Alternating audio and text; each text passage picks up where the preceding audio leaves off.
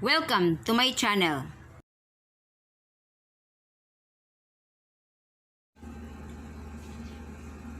X plus 2. Ito yung divisor. Ibig sabihin, ang x plus 2 ay siyang magdi-divide sa dividend. Ang dividend ay may 4 terms.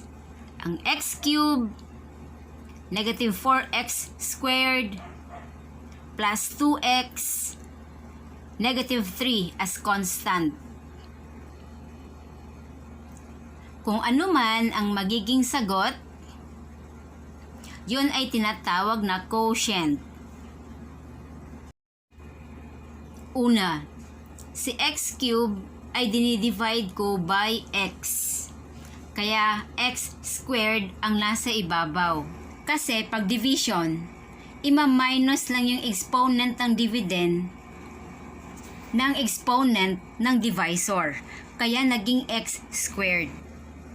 And in-apply yung basic rule na kapag the same ang variable, i-add yung exponent. If multiplication. Yung x squared naman ngayon ay i-multiply sa 2. Kaya't ang result ay positive 2x squared. Sa division, of course, meron dyang diminishing process. Ibig sabihin, involve ang subtraction. At pag subtraction, syempre, automatic na ma-change ang sign. Kung positive, syempre, magiging negative. Kapag negative naman, syempre, magiging positive. Combining the alike terms. I-eliminate ko yan si x cubed. Tapos, ito naman si negative 4x squared plus negative 2x squared is equal to negative 6x squared. Let's bring down positive 2x. Let us now divide negative 6x squared plus 2x by x plus 2. Makikita natin sa taas ang negative 6x. Kasi kung ibalik mo yan, i-multiply mo yan by x, ang magiging resulta ay negative 6x squared. I-continue lang yung pag-multiply yung negative 6x by 2. So, the result is negative 12x. Katulad ng ginawa natin kanina, i-change yung signs ng mga expression sa baba. Since magkapareho ng signs ang 2x at 12x, ang magiging result ay positive 14x. Tapos bring down na naman ulit. Yung negative 3 ay last term. I-divide na naman natin ngayon ang positive 14x minus 3 by x plus 2. The result is positive 14. Itong positive 14 ay ibalik natin sa pag-multiply sa x plus 2. One at a time. Meaning, si 14 times x equals 14x. And then, 14 times 2 equals positive 28. Then, change the signs again. And the result is negative 31. Which is now the remainder.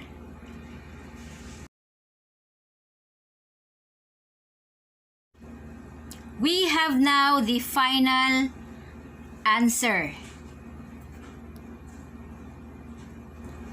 X squared, negative 6x plus 14, and negative 31 over x plus 2 as the remainder. Narito naman ngayon ang mga paraan kung paano gawin ang short method or kilala rin sa tawag na synthetic method.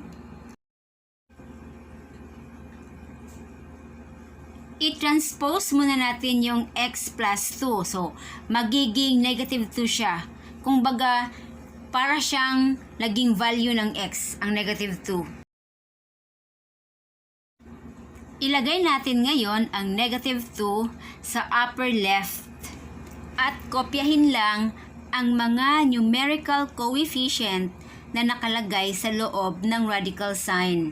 Ito yung dividend na may 4 terms. Una, 1 sa first term, negative 4 sa second term, positive 2 sa third term, at negative 3 sa fourth term. I-bring down lang ang 1.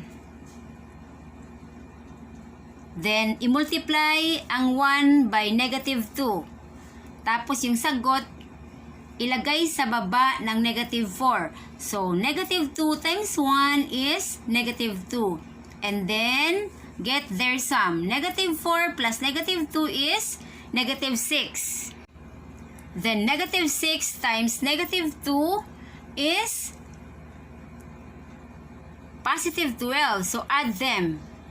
Positive 2 plus positive 12 is positive 14. Then multiply positive 14 by negative 2. The product is negative 28. Then add them. Negative 3 plus negative 28. The answer is negative 31. Bago tayo maglagay ng variables, dapat decreasing. Kung ano man yung given sa dividend ng x cubed minus 4x squared plus 2x minus 3, dapat decreasing. Ibig sabihin, mag-minus 1 sa mga exponents. So, ito ay magiging x squared negative 6x plus 14. At yung negative 31 ay yun yung remainder natin. Tingnan natin ngayon kung magkapareho ba ng sagot ang long division method na ginawa natin kanina sa ginawa natin ngayon na tinatawag na synthetic method or short method. Paano kaya malalaman kung ang mga sagot natin ay tama? Napapaisip ka ba? Ito ang dapat gawin.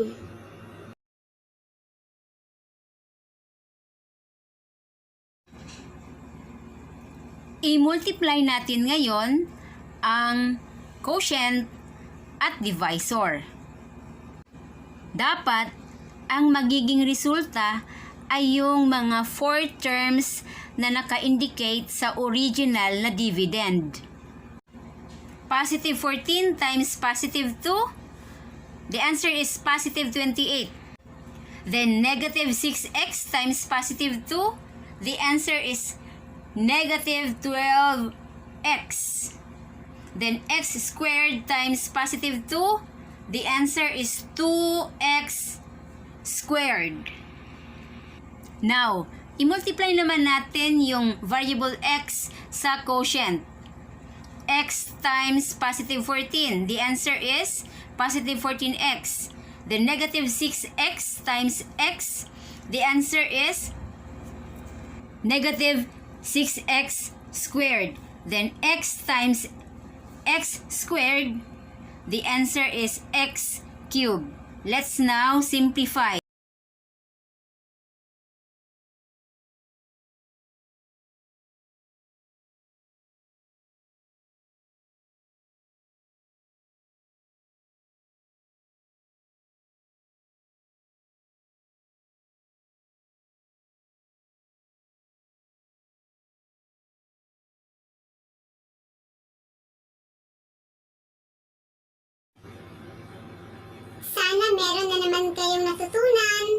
Salamat ng